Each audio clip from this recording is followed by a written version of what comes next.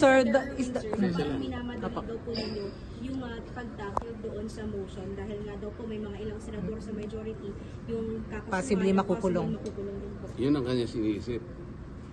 Yun ang iniisip niya. Pero yun po kaya ba ayaw niya ring madaliin namin?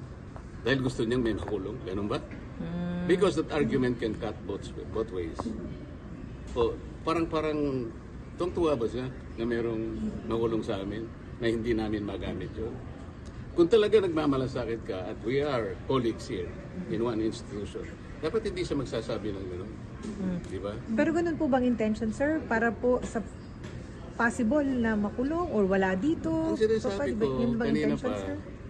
hindi dahil lamang doon. Ang sinasabi ko, maski ang COMELEC, pinayagan na nga na bumoto. Ito ay makabagong panahon na natin. Let us take advantage of modern technology.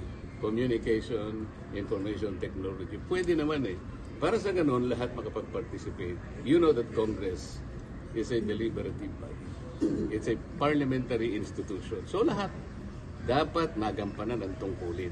Bakit mo i-deny sa kanya yun? Sabi naman namin doon, under justifiable conditions or situations. So, paliliwanag na, hindi pa nga kami makapag-debate.